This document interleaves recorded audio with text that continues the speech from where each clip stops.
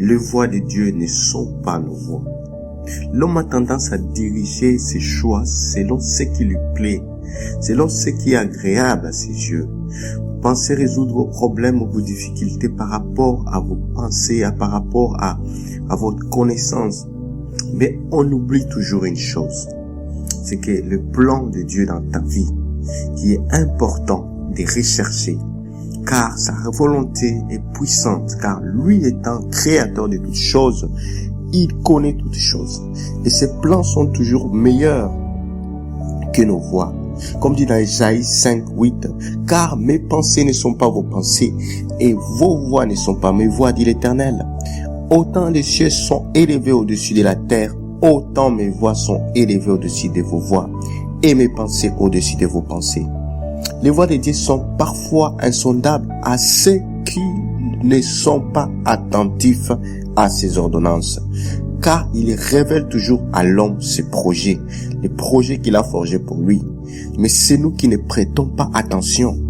Comme dit dans Job 13, Dieu parle cependant tantôt d'une manière, tantôt d'une autre, mais on n'y prend point garde. Notre connaissance est limitée, bien-aimés, à ce que nous voyons, à nos 5 sens, à ce que nous entendons, à ce que nous écoutons. Mais lui, Dieu, il est omnipotent, omniscient, omniprésent. Il connaît tout et il nous prévient par le Saint-Esprit que nous méprisons souvent. Ce sont nos choix qui empêchent sa volonté de se manifester dans nos vies. Nous prenons des décisions sans les consulter et des fois nous sommes poussés à la convoitise et à des oppressions. Tu peux décider de voyager sans te rendre compte qu'il y a un danger qui t'attend. Tu peux passer un entretien d'embauche sans savoir que c'est ce travail qui va ruiner ta carrière. C'est Dieu qui ferait un chemin dans le désert et c'est lui qui fait jaillir l'eau vive dans un rocher. Et il est sur le plan de changer ta vie. Si tu lui donnes confiance, si tu lui fais confiance, bien-aimé, il peut empêcher que tu puisses voyager afin de t'épargner de ta vie, afin de t'épargner d'un danger. Il peut empêcher que tu prennes ce travail pour que tu ne prennes pas ce travail ou bien ce business dans lequel tu veux t'engager, ou bien tu veux t'engager dans une relation. Mais Dieu ne veut pas, il t'empêche parce qu'il veut te prévenir, il veut t'épargner ta vie.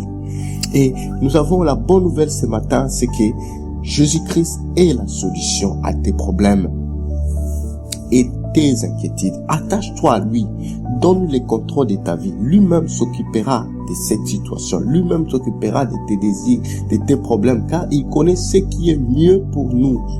Comme dit Jean 15:5, je suis le cep, vous êtes les sarments. Celui qui demeure en moi et en qui je demeure porte beaucoup de fruits.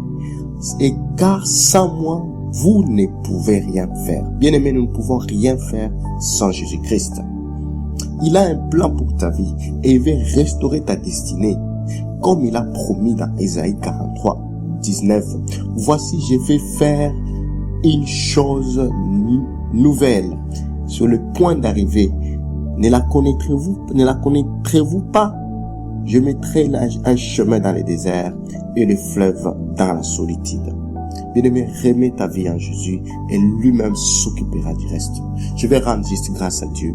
Éternel Dieu, merci pour ces paroles. Merci pour ces paroles, pour ce message ce matin. Seigneur, je prie que mon frère, ma soeur qui reçoit cet audio, qui écoute ce message, que tu puisses les parler, que tu puisses l'interpeller, que tu puisses réveiller son âme, que tu puisses parler à son esprit, oh Seigneur Jésus-Christ, afin qu'il puisse remettre sa vie à toi, afin qu'il puisse suivre tes voies et qu'il puisse obéir tes préceptes, afin que ses oreilles spirituelles soient à l'écoute de ta parole. Seigneur, je prie que tous ces problèmes, toutes ces inquiétudes, Seigneur, que par le sang de Jésus-Christ, que tu puisses apporter une solution, que tu puisses apporter un rétablissement, afin qu'il puisse être attaché de nouveau à toi et qu'il te fasse confiance. Que la puissance du Seigneur Jésus et l'autorité du Saint-Esprit soit avec lui, soit avec ma sœur, au nom de Jésus-Christ. Amen. Bien-aimés, soyez bénis, c'est votre frère Benjamin, je vous souhaite une excellente journée.